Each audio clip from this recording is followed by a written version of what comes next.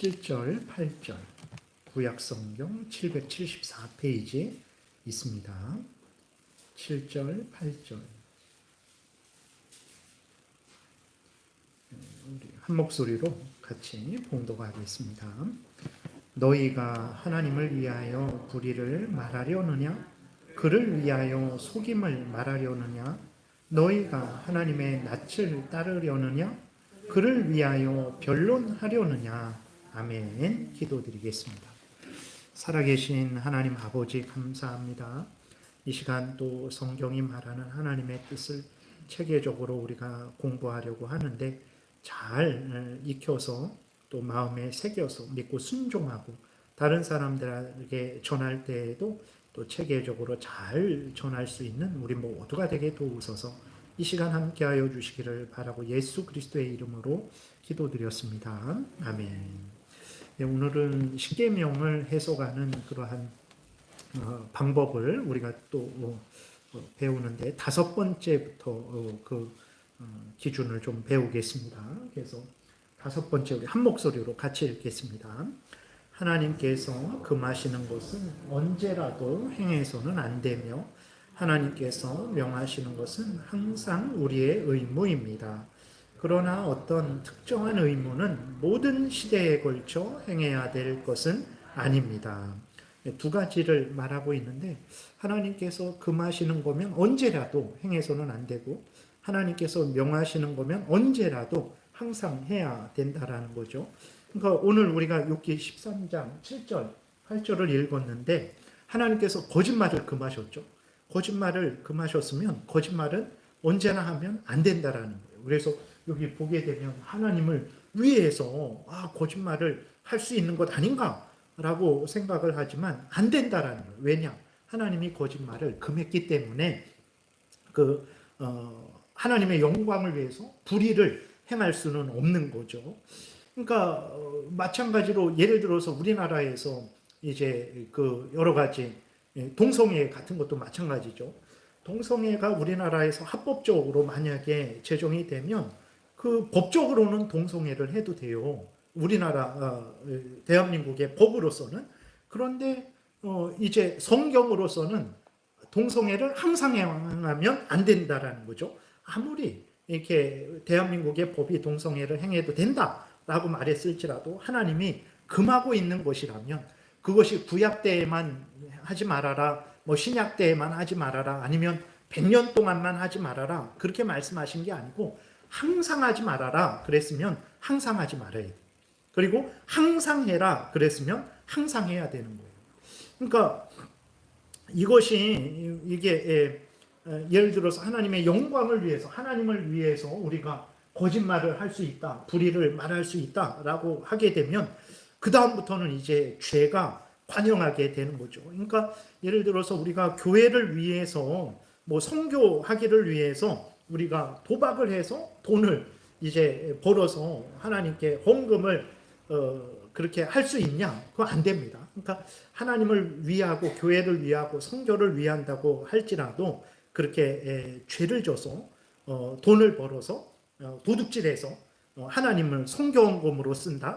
그건 있을 수 없는 거죠. 그래서 신명기 18장에도 보게 되면 개같이 번 돈, 창기에 번 돈은 하나님이 기뻐하시지 않는다 그랬어요. 그래서 하나님께 헌금을 드리는 것은 우리가 열심히 땀 흘려서 머리로 일하든 몸으로 일하든 아무튼 내가 일해서 얻은 소득으로 하나님께 드려야지 도둑질해서 하나님께 많이 드려야 되겠다. 안 됩니다. 하나님이 도둑질을 하지 말라 그랬으면 항상 하지 말아야 돼요. 거짓말을 하지 말라 그랬으면 항상 하지 말아야 되는 것입니다. 그래서 근데 이러한 경우가 항상 교회에도 있었어요. 로마서 3장 8절 우리 한 목소리로 같이 읽어보겠습니다.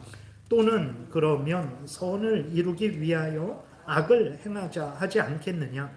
어떤 이들이 이렇게 비방하여 우리가 이런 말을 한다고 하니 그들은 정죄받는 것이 마땅하니라. 그러니까 어떤 사람들은 교회 안에서도 선을 이루기 위해서 악을 행할 수 있다라고 그렇게 생각을 하고 그렇게 할 수 있는 것 아니냐 이렇게 말하는 사람들이 있었어요. 그리고 바울이 너희들 그렇게 하는 사람들 아니냐 그렇게 모함을 했죠. 절대 안 된다라는 것입니다. 선을 이루기 위해서는 선을 행해야 됩니다. 예. 악을 대적할 때에도 악으로 대적하면 안 돼요. 누가 우리를 미워한다고 나도 같이 악으로 미워하면 안 됩니다. 악을 이길 때 어떻게 이기라 그랬습니까? 선으로 악을 이기라 그랬어요. 그러니까 선을 이루기 위해서는 선을 행해야 돼요. 악을 통해서 선을 이룰 수 없어요. 그건 안 되고, 또 악을 대항하기 위해서도 어떻게 해야 되냐? 우리는 선을 행해야 됩니다. 악을 악으로 대항을 하면 안 되는 거예요. 그래서 항상 우리는 하나님의 말씀대로 살아가야 돼요. 하지 말라 그랬으면 항상 하지 말고, 하라 그랬으면 항상 해야 돼요. 욥기 36장 21절 같이 읽겠습니다. 삼가 악으로 치우치지 말라. 그대가 환난보다 이것을 택하였느니라. 그래서 무슨 말이냐면 거짓말을 하면 어떤 그 위험한 상황을 모면할 수 있는 그러한 기회가 있을 때 어떻게 해야 되냐? 그러면 차라리 그 위험한 고난을 당하라는 거예요. 그 위험한 고난을 모면하기 위해서 거짓말하지 말라라는 것입니다. 그래서 삼가 악으로 치우치지 말라. 그대가 환난을 택해야 되는데 환난을 피하기 위해서 악으로 치우쳤다라는 거예요. 그렇게 하지 말라라고 말을 하는 거죠. 그리고 히브리서 11장 25절 한 목소리로 같이 읽겠습니다. 도리어 하나님의 백성과 함께 고난받기를 잠시 죄악의 낙을 누리는 것보다 더 좋아하고, 그러니까 모세가 그냥 애굽에서 그냥 적당히 살았으면 그냥 거기서 그 애굽 백성들과 영광을 누렸겠죠. 왕자로서 정말 어마어마한 부귀영화를 누렸겠죠.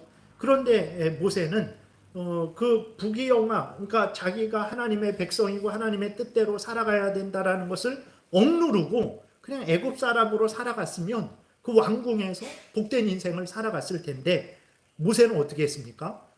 하나님의 백성으로서 하나님의 뜻을 따라서 살아가는 것을 선택했어요. 그러니까 고난이 있는 거죠. 그러니까 우리들이 왜 하나님의 법을 항상 못 지킵니까? 하나님의 법을 지키면 고난이 있어요. 그러니까 재앙을 당합니다. 하나님의 법을 지키면 손해를 보게 돼요. 어려움을 당하게 돼요.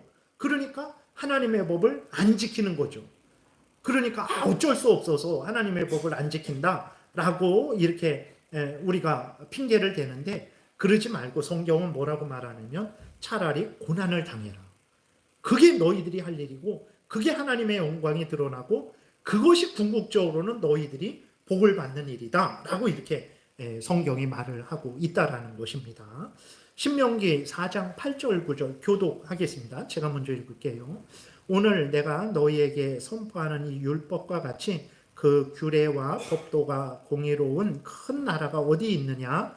오직 너는 스스로 삼가며 내 마음을 힘써 지키라. 그리하여 내가 눈으로 본 그 일을 잊어버리지 말라. 내가 생존하는 날 동안에 그 일들이 내 마음에서 떠나지 않도록 조심하라. 너는 그 일들을 내 아들들과 내 손자들에게 알게 하라. 무슨 말이냐면 이제 그 모세가 이스라엘 백성들이 가나안 땅에 들어가기 직전이거든요. 그 모압 평지에 진을 치고 있는데 이제 조금 있으면 가나안 땅을 넘어 들어갑니다. 근데 가나안 땅에 들어가기 전에 광야 40년 동안에 모세의 인도를 따라서 하나님의 말씀대로 살았단 말이에요. 그러면 이제 가나안 땅에 들어가니까 하나님의 말씀대로 안 살아도 되냐? 그렇지 않다라는 거예요. 광야에서도 하나님 말씀대로 산 것처럼 그 가나안 땅에 들어가서도 하나님 말씀대로 살아라. 잊어먹지 말고 그대로 어디에서, 그러니까 하나님의 말씀은 뭐 내가 어렸을 때는 지켜야 되고 나이 들었을 때는 지키지 않아도 되고 교회에 있을 때는 지켜야 되고 뭐 직장에 갔을 때는 지키지 않아도 되고 그런 게 아니고, 하나님이 지키라 그랬으면 교회에서도 직장에서도 항상 지키고, 하나님이 하지 말라 그랬으면 교회에서도 하지 말고 직장에서도 하지 말아야 된다라는 거예요. 그래서 하나님의 말씀은 항상 지켜야 된다라는 거예요. 이것이 이제 깨지게 되면 우리가 앞에서 살펴봤던 대로 이제 부득이한 상황이니까 거짓말하고, 부득이한 상황이니까 도둑질하고, 부득이한 상황이니까 온갖 범죄를 저지르는 잘못을 하게 되는 거죠. 근데 이게 다시 이 앞에 그 5번째 그걸 한번 보여줘 보세요. 근데 이 첫 번째는 그것을 두 줄은 말하는데 그 다음 그러나부터는 또 이게 아주 어려운 말을 하고 있어요. 그러나 어떤 특정한 의무는 모든 시대에 걸쳐 행해야 될 것은 아니라는 거예요. 아니 항상 하나님의 말씀을 지키라고 해놓고 그래서 예외는 없다라고 아직까지 말씀드렸는데 예외가 있을 수 있다라는 거예요. 그럼 도대체 어떤 경우에 예외가 있냐? 그랬을 때 이 두 번째 어떤 특정한 의무는 모든 시대에 걸쳐 행해야 될 것은 아니다. 그러니까 예를 들어서 특별히 이스라엘 백성들에게 구약 때에는 하나님이 짐승을 잡아서 제사드리라 그랬잖아요. 그거는 반드시 구약 때에 지켜야 됩니다. 근데 그것은 구약의 이스라엘 백성들에게만 명령하신 일이에요.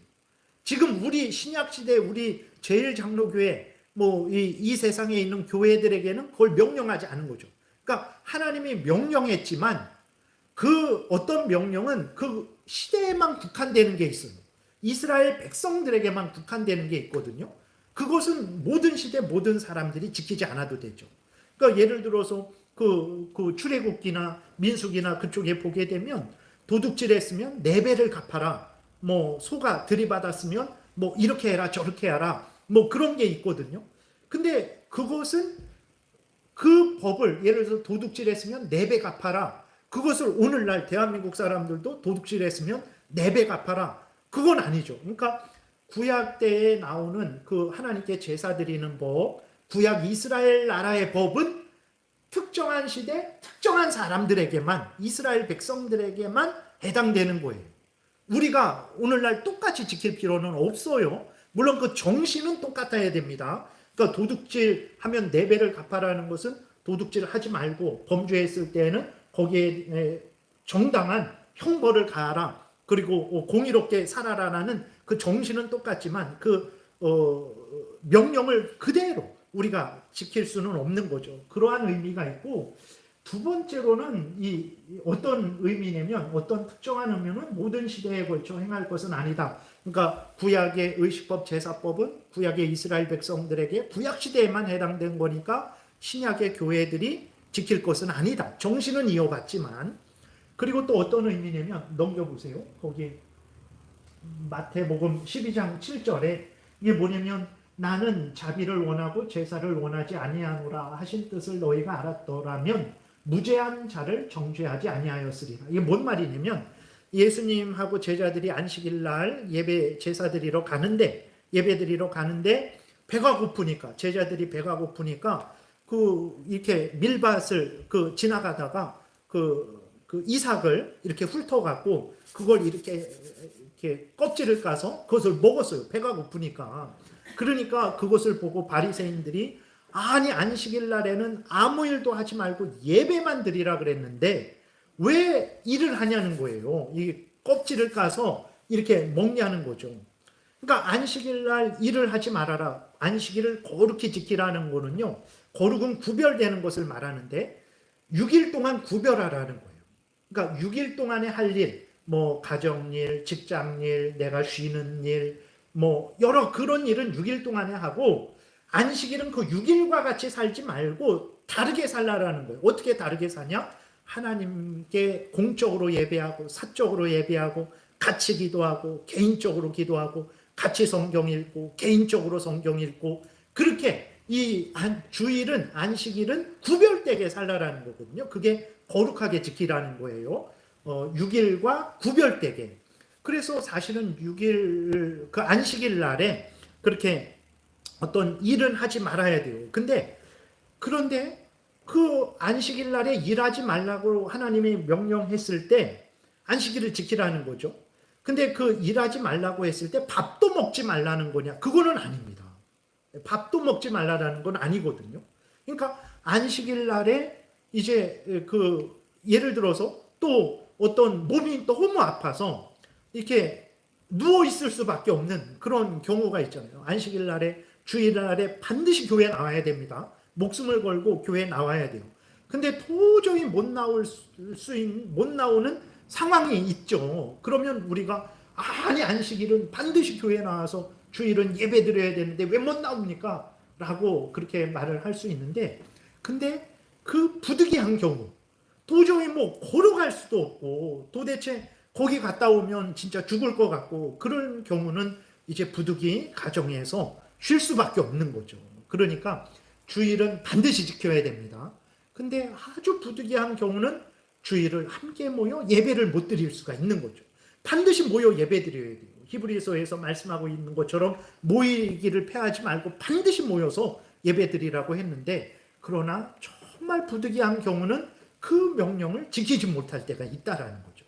예, 그런 예외적인 경우가 있다라는 거예요. 그래서 그러한 특별히 예외적인 경우에는 이제 근데 그렇게 안식일을 주일에 교회 나와서 못 지키는 경우가 있죠. 그리고 근데 또 그 몸이 아파서 가정에서 하나님을 경외하고 하나님께 기도하며 개인적으로 그렇게 하는 것은 그가 또 안식일을 지키는 것도 되는 거거든요. 그러니까 교회 나오지 못했다고 함부로 그렇게 정죄하면 안 돼요. 이것을 또 핑계 삼아서 부득이해서 못 나간다 이러면 안 되지만, 그래서 부득이한 상황은 우리가 성경 전체에서 보게 되면 하나님께서 이런 경우는 반드시 주의를 지켜야 되지만 이런 경우 저런 경우는 예외적으로 해주는 그런 예들이 있어요. 그래서 그러한 예들을 통해서 우리가 그러한 부득이하게 못 지키는 그러한 경우를 우리가 적용을 할 수 있는 것입니다. 그래서 하나님이 말씀하셨으면 그 말씀은 항상 지켜야 돼요. 어릴 때에도 지키고 나이 들었을 때에도 지키고 내가 아플 때에도 지키고 내가 건강할 때에도 지키고. 근데 하나님이 그 특별하게 하나님이 어떤 예외 조항 같은 것들을 우리에게 이렇게 열어두신 경우가 있어요. 그러니까 그런 것은 우리가 성경 전체를 통해서 그 상황을 보고 그렇게 우리가 적용을 하면 되는 것입니다. 그 다음에 여섯 번째 같이 읽겠습니다. 율법은 한 가지 죄나 의무 아래 같은 종류의 죄나 의무를 모두 금하거나 명령합니다.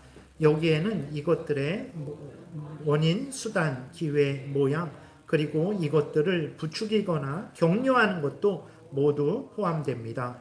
무슨 말이냐면 하나님이 살인하지 말라 그랬으면 살인과 관계된 모든 것을 금하는 거라는 거예요. 예, 예. 그리고 그 살인하게 되는 살인과 같은 다른 모든 죄들을 금하고 살인을 유발하는 다른 죄들을 유발하는 모든 원인들, 그러한 기회들, 그러한 것도 다 금한다라는 것입니다. 마태복음 5장 21절 22절 교독하겠습니다. 제가 먼저 읽을게요. 옛 사람에게 말한 바 살인하지 말라. 누구든지 살인하면 심판을 받게 되리라 하였다는 것을 너희가 들었으나 나는 너희에게 이르노니 형제에게 노하는 자마다 심판을 받게 되고 형제를 대하여 라가라 하는 자는 공회에 잡혀가게 되고 미련한 놈이라 하는 자는 지옥불에 들어가게 되리라. 그러니까 하나님이 처음에 살인하지 말라라고 명령하셨을 때에는 살인과 같은 비슷한 죄들 모두 금하는 것이거든요. 그러니까 사람을 죽이는 죄를 금한 것은 사람을 죽도록 때리는 것도 금한 것이고 사람을 폭행하는 것도 금하는 것이고 미워하는 것도 금하는 거예요. 근데 유대인들은 어떻게 생각했냐면 살인하지 말라 그랬으니까 내가 살인하지 않았으니까 됐다. 그 사람을 욕하고 미워하고 때리고 폭행하고 그것은 살인하지 않았으니까 내가 살인하지 말라라는 계명을 어기지 않은 거라는 거예요. 그러니까 그런 아주 교묘한 사람들이죠. 그러니까 살인하지 말라 그랬을 때에는 살인과 관계된 모든 죄들, 뭐 폭행하는 것이든 뭐 직접 폭행하는 것이든 말로 폭행하는 것이든 그 다음에 그 살인과 연결된 게 미움이잖아요. 미움에서부터 시작해서 결국은 살인으로 가는 거죠. 그러니까 미움도 금하는 거예요. 그렇게 해석을 해야 돼요. 도둑질하지 말라 그랬으면 예를 들어서 돈이 이렇게 저 사람이 지나가다가 무엇을 떨어뜨렸는데 그것을 떨어뜨린 것을 그 사람에게 찾아주는 게 우리가 할 일이에요. 근데 그렇게 그 사람이 잃어버린 걸 알면서도, 어디 있는 걸 알면서도 가르쳐주지 않고 그 사람에게 찾아주지 않는 그것도 도둑질하지 말라라는 거에 다 속해 있는 것들이에요. 우리가 그런 식으로 십계명을 해석하게 되면 살인하지 말라라는 것에서부터 어마어마한 우리가 어떻게 살아가야 될지에 대한 그러한 하나님의 뜻을 우리가 찾을 수 있게 되는 거죠. 그리고 또 하나는 살인하지 말라라고 했을 때 같은 죄들을 금하고 살인죄와 같은 죄들을 유발하는 동기도 금한다라는 거예요. 그래서 마태복음 5장 27절부터 교독하겠습니다. 제가 먼저 읽을게요. 또 간음하지 말라 하였다는 것을 너희가 들었으나 나는 너희에게 이르노니 음욕을 품고 여자를 보는 자마다 이미 간음하였느니라. 그러니까 간음하지 않았으니까 괜찮지, 생각으로는 간음해도 되지, 안 된다라는 거예요. 간음하지 말라라고 했을 때는 간음과 관계된 모든 죄를 금하는 것이라는 것을 우리가 항상 잊지 말아야 됩니다. 그다음 하라 그랬으면 부모에게 공경하라는 것도 마찬가지죠. 마태복음 15장 4절부터 6절까지 교독할게요. 하나님이 이르셨을 때 내 부모를 공경하라 하시고 또 아버지나 어머니를 비방하는 자는 반드시 죽임을 당하리라 하셨거늘 너희는 이르되 누구든지 아버지에게나 어머니에게 말하기를 내가 드려 유익하게 할 것이 하나님께 드림이 되었다고 하기만 하면 그 부모를 공경할 것이 없다 하여 너희의 전통으로 하나님의 말씀을 폐하는도다. 그러니까 유대인들이 돈으로 부모를 공경해야 되는데 돈이 아까우니까 참 자식은 키워도 소용없다라는 게 이 정도예요. 그 키워놨더니 돈을 벌었어요. 근데 그 돈을 부모님에게 써야 되는데 아까운 거예요.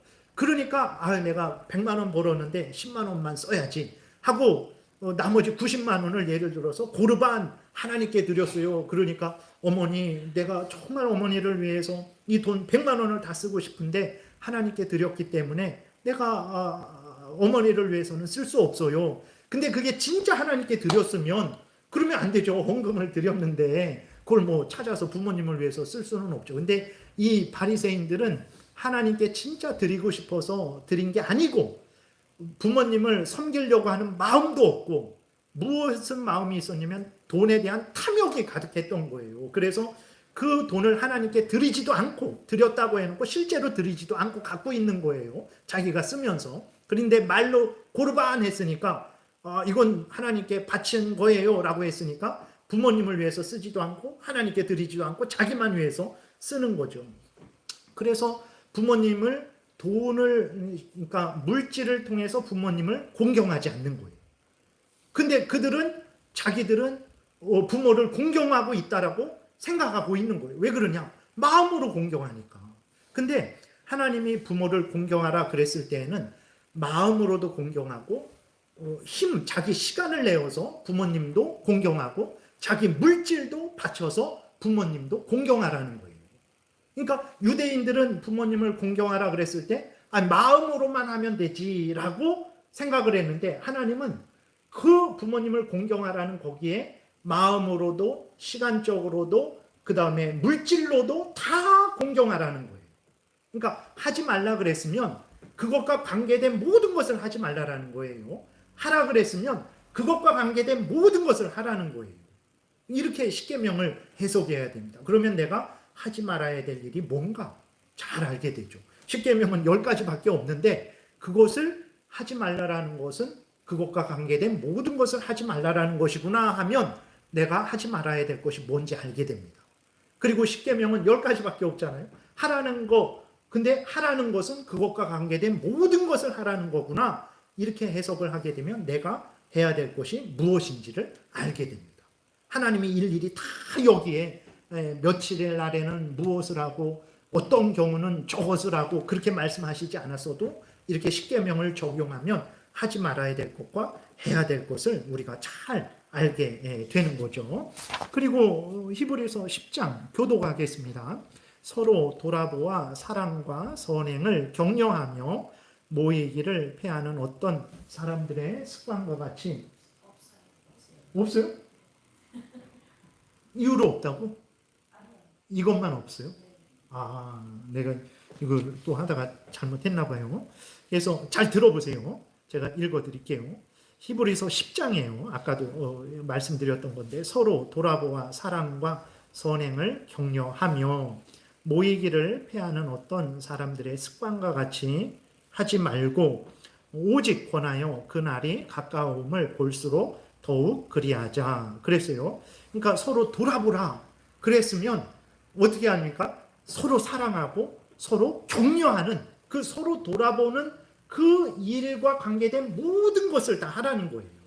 그리고 모이기를 패하지 말아라 그랬으면 우리가 지난주에 했던 것처럼 뭐뭐 하지 마라 그랬으면 하라는 게 있는 거잖아요. 그러니까 모이기를 패하지 말아라 그랬으면 우리는 모이기에 힘쓰라는 거예요. 네. 그런 식으로 해석을 하게 되면 이 십계명이 10가지밖에 없는데 이게 막 부글부글 해서 그냥 어마어마하게 풍성하게 돼서 내가 가정생활을 어떻게 해야 될까, 내가 신앙생활을 어떻게 해야 될까 잘 우리가 분별을 할 수 있게 되는 것입니다. 그래서 데살로니가전서 5장 22절도 한번 잘 들어보세요. 이게 제가 두 가지를 계속 빼먹었네. 그러면서 데살로니가전서 5장 22절에 무슨 말씀이냐면 악은 어떤 모양이라도 버리라 그랬어요. 악은 어떤 모양이라도 버리라. 그러니까 하나님이 뭐뭐 하지 말아라 그랬을 때에는 그것과 관계된 모든 것을 하지 말라라는 거예요. 요거 하나만 하지 말라라는 게 아니고 그 유다서 1장 23절에서도 또 어떤 자를 불에서 끌어내어 구원하라. 또 어떤 자를 그 육체로 더럽힌 옷까지도 미워하되 두려움으로 긍휼히 여기라. 그 옷, 그 육체로 더럽힌 옷, 죄로 더럽힌 그런 이 옷을 미워하라는 게 아니라 그 죄와 관계된 모든 생각들, 모든 말들, 모든 행동들 다 미워하라는 거예요. 예. 그러니까 어떤 죄를 미워하면 그 죄와 관계된 모든 것들, 간음을 미워하면 간음과 관계된 생각으로, 말로, 행동으로 모든 것들을 미워하라는 것입니다. 그런 영화 보지 말고, 그런 음담패설 하지 말고, 그리고 반대로 간음 미워하라 그랬으면 어떻게 해야 됩니까? 오히려 서로의 순결을 지켜주기 위해서 애쓰고 힘써야 된다는 거예요. 그렇게 되면 정말 내가 어떻게 인생을 살고 가정을 살고 직장에서 살아가고 국민으로서 살아가고 그러한 지혜를 우리가 얻게 되는 거죠. 갈라디아서 5장 26절 한 목소리로 읽겠습니다. 헛된 영광을 구하여 서로 노엽게 하거나 서로 투기하지 말지니라 그랬어요. 그러니까 헛된 영광을 구하지 말아라. 헛된 영광을 구하지 그것과 관계된 여기 보게 되면 서로 노엽게 하고 서로 투기하는 일. 내가 높아지려고 하는데 옆에서 방해하면 어떻게 됩니까? 이게 서로 시기하고 질투하게 되고 서로 이제 싸우게 되고 서로 분내게 되는 거죠. 그러니까 하나님이 무엇을 하나 말씀하시면 그것과 관계된 모든 것도 연결해서 생각해야 돼요. 하라 그랬으면 그것과 관계된 모든 것도 해야 됩니다. 하지 말라 그랬으면 그것과 관계된 모든 것을 하지 말아야 되고 하라 그랬으면 하지 말라는 것도 생각해야 되고 하지 말라 그랬으면 하라는 것도 생각을 하면 되는 거죠. 골로새서 3장 21절에 같이 읽겠습니다. 아비들아 너희 자녀를 노엽게 하지 말지니 낙심할까 함이라. 그래서 자녀를 노엽게 하게 되면 자녀가 이제 분노에 사로잡히게 되고 또 낙심하게 되는 거죠. 그러니까 자녀를 노엽게 한다. 자녀가 이제 하나님의 자녀를 승질나게 하지 말아라. 자녀의 비율을 맞춰라. 이게 아니고 자녀가 하나님의 뜻대로 살아가는 것을 방해하지 말라라는 거예요.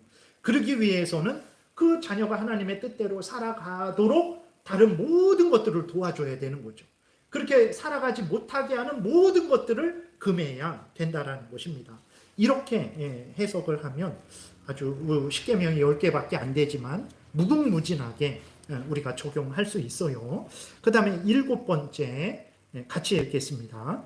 우리에게 금하거나 명령된 일이라면 다른 사람들도 자기의 위치에 의무에 따라서 이를 피하거나 행하도록 우리의 위치에서 힘써야만 합니다. 그래서 출애굽기 20장 먼저 읽겠습니다. 같이 읽겠습니다. 일곱째 날은 내 하나님 여호와의 안식일인즉 너나 내 아들이나 내 딸이나 내 남종이나 내 여종이나 내 가축이나 내 문 안에 머무는 객이라도 아무 일도 하지 말라. 예. 하나님이 안식일 명령을 우리에게 주셨잖아요. 저에게도 안식일 명령을 주신 거잖아요. 그러면 무슨 말이냐면 나만 잘 지키기 위해서 그렇게만 하지 말고 나도 잘 지키고 다른 사람도 잘 지키도록 도와주라는 거예요. 네. 다른 사람도 안식일을 잘 지키도록.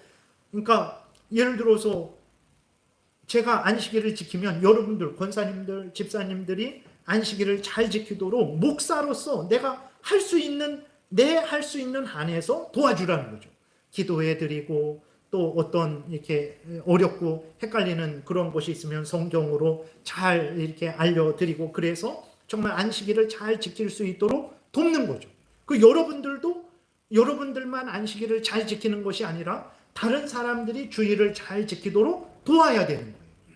나만 잘 지켰으니까 됐다. 저 사람은 아파서 정말 집에 누워 있는데 나는 교회에 와서 예배 드렸으니까 됐다. 그러면 안 되고 그 사람도 주일을 잘 지킬 수 있도록 위로도 하고 격려도 하고 어떤 좋은 정보가 있으면 알려도 주고 하나님께 기도하고 그렇게 서로를 도와서 서로가 안식일을 지키도록 해야 된다라는 거예요. 그래서 이제 하나님이 일곱째 날은 내 하나님 여호와의 안식일인즉 너나 그랬을 때 가장에게 이제 일단 그 책임을 하는 거죠. 가장에게 너는 안식일을 잘 지켜라. 근데 너만 잘 지켜서는 안 되고 너의 아들도 잘 지키게 해라. 너의 딸도 잘 지키게 해라. 너의 남종도 너의 여종도 잘 지키게 해라. 심지어 너의 가축들도 안식일에는 일시키지 말아라. 쉬게 해라. 이렇게 말을 하는 거예요. 그래서 나만 잘하면 되지. 안 됩니다. 내가 잘해야 되고 다른 사람도 잘하도록 도와야 돼요. 그게 사랑이죠. 그게 사랑입니다. 그 창세기 18장 19절 같이 읽겠습니다. 내가 그로 그 자식과 권속에게 명하여 여호와의 도를 지켜 의와 공도를 행하게 하려고 그를 택하였나니 이는 나 여호와가 아브라함에게 대하여 말한 일을 이루려 함이니라. 하나님이 아브라함을 부르실 때 아브라함 너만 잘해라? 아닙니다. 너의 후손도 내 명령을 지켜라 그랬어요. 항상 하나님은 나를 사랑하시죠. 근데 나만 사랑하지 않습니다. 우리를 사랑하세요. 그래서 하늘에 계신 나의 아버지 그래도 돼요. 그러나 예수님이 뭐라고 가르쳐 주었습니까? 우리 아버지라고 했어요. 우리의 아버지. 그래서 우리는 한 몸입니다. 한 몸. 우리는 다 연결되어 있는 거예요. 머리를 예수 그리스도로 두고 우리는 다 예수 그리스도 안에서 각 지체로 연결되어 있어요. 네. 그래서 새끼 발가락이 없어도요, 이게 중심을 못 잡는답니다. 이게 새끼 발가락이 없어도요, 이렇게 걸을 때 몸이 이렇게 똑바로 못 걷고 이상하게 걷는데요. 그 발가락 하나 없어도 되잖아요. 근데 그게 안 된다는 거예요. 그래서 우리는 다 한 연결된 몸이라는 것을 깨달아 알고 서로를 도와줘야 됩니다. 레위기 19장 17절도 같이 읽겠습니다.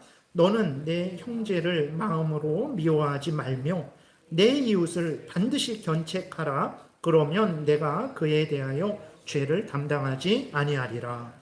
그러니까 나만 잘 사는 게 아니라 나는 잘 살고 있는데 어떤 성도들이, 형제들이 범죄하고 있어요. 나는 아니니까 저 사람 큰일 났군. 이러면 안 된다. 오히려 그것을 죄다라고 말을 하고 있어요. 죄다. 왜 죄냐? 그 형제를 권면하고 책망해서 죄를 행하지 못하도록 도와야 될 책임이 나에게 있는데 그렇게 하지 않으니까 그거는 죄라는 거예요. 그래서 형제를 권면하라, 견책하라, 책망하라는 거죠. 그래서 그 이웃으로 하여금 죄 짓지 말고 하나님께로 돌아와서 하나님을 섬기게 하라는 거예요. 그렇게 하지 않는 게 죄라는 거예요. 물론 그렇게 했는데도 그 사람이 돌아오지 않으면 그건 어쩔 수 없는 거예요. 근데 우리는 남이니까 이래서는 안 되고 그를 불쌍히 여기고 그가 올바로 돌아올 수 있도록 최대한 도와야 된다라는 것을 성경이 말하고 있는 거예요. 여호수아 24장 15절 같이 읽겠습니다. 만일 여호와를 섬기는 것이 너희에게 좋지 않게 보이거든 너희 조상들이 강 저쪽에서 섬기던 신들이든지 또는 너희가 거주하는 땅에 있는 아모리 족속의 신들이든지 너희가 섬길 자를 오늘 택하라. 오직 나와 내 집은 여호와를 섬기겠노라 하니, 여기서 이렇게 여호수아가 말하는 것은 니네 마음대로 해라. 뭐 복 받고 못 받고는 너희들 마음이지. 나는 하나님을 섬길 거야. 이런 의미가 아닙니다. 나는 하나님을 섬길 거다. 너희들은 어떻게 할 거냐? 하나님을 섬겨야 되지 않느냐? 이런 의미지. 나는 하나님을 섬길 건데 너희들 알아서 해. 이런 거 아닙니다. 그래서 여호수아도 자기만 잘 섬기지 않았어요. 나 잘 섬기겠다. 너희들도 하나님을 섬겨야 된다. 어떻게 할 거냐? 우상들을 섬길 거냐? 아니면 살아계신 하나님을 섬길 거냐? 하나님을 섬겨야 되지 않겠냐? 이렇게 말을 하는 거예요. 그래서 우리들은 항상 교회에서 나 건들지 마세요. 나 혼자 잘 살아갈 테니까. 안 됩니다. 그거는 죄 짓는 거예요. 그건 하나님의 뜻이 아니에요. 하나님의 뜻은 나도 잘 살고 다른 사람도 잘 살도록 해야 돼요. 그게 하나님의 뜻입니다. 그때 하나님이 기뻐하시고 또 다른 사람이 잘 살도록 했잖아요. 하나님이 나에게 또 복을 주셔서 나도 잘 살게 하십니다. 이러한 것이 하나님의 뜻이에요. 그래서 신명기 6장 6절 7절 교독하겠습니다. 오늘 내가 내게 명하는 이 말씀을 너는 마음에 새기고 내 자녀에게 부지런히 가르치며 집에 앉았을 때에든지 길을 갈 때에든지 누워 있을 때에든지 일어날 때에든지 이 말씀을 강론할 것이며, 하나님이 어른들에게 부모에게 너희만 잘해라. 애들은 내버려둬라. 그러지 않았어요. 너희들 잘해라. 그리고 자녀들로 잘 섬기게 해라 그랬어요. 성경을 보게 되면 항상 바울도 자기 혼자 그냥 하나님 잘 믿으면 돼요. 근데 보세요. 괜히 고린도 교회 때문에 갈라디아 교회 때문에 뭐 다른 그 교회들이 고통받고 문제 있고 그것 때문에 자기가 자기 일처럼 여기고 안타까워하고 책망하고, 그래서 잘 되면 바울이 기뻐하고 안 되면 바울이 슬퍼하고, 그래서 성경 전체를 보게 되면 정말 서로 사랑하고 협력하는 것을 우리에게 말씀하고 있어요. 하나님만 잘 이렇게 하나님만 영광을 위한다면 우리 이렇게 하실 필요 없어요. 근데 하나님이 우리를 사랑하시고 우리에게 항상 하나님이 관심을 가져주시고 우리를 인도하시는 것처럼 우리도 다른 사람을 그렇게 배려하고 다른 사람이 하나님의 말씀을 잘 지키도록 도와야 된다는 것입니다. 그래서 절대로 나만 잘하면 되지 않대요. 내가 잘해야 되고 다른 사람이 잘하도록 물심양면으로 지원해 줘야 됩니다. 8번째 같이 읽겠습니다. 다른 사람들에게 명령된 일이라면 이들이 그것을 행하도록 우리의 위치와 소명에 따라 도와야 하며, 다른 사람들에게 금지된 일이라면 동참하지 않도록 조심해야 합니다. 7번째랑 비슷한데, 예를 들어서 목사 설교하는 일이 저에게 주어졌잖아요. 권사님들 집사님들에게는 주어지지 않았잖아요. 그러니까 내일 아니니까 목사님 알아서 하겠지, 그러면 안 된다라는 거예요. 저에게 주어진, 목사에게 주어진 일이지만 권사님으로서 집사님으로서 성도님으로서 목사가 목사의 일을 잘 하도록 도와야 된다라는 거예요. 제가 그리고 권사의 직분은 저에게 주어진 게 아니잖아요. 여러분들에게 주어졌잖아요. 그러면 제가 내가 권사의 일을 왜 해? 난 관심 없어. 그러면 안 되고, 권사님들이 권사님의 일을 할 수 있도록 내 위치에서 할 수 있는 만큼 도와야 된다라는 거. 기도로 도울 수도 있겠고, 아까 말씀드렸던 대로 하나님의 말씀을 전해서 도울 수 있겠고, 그러니까 7번째, 8번째가 약간 비슷한 거죠.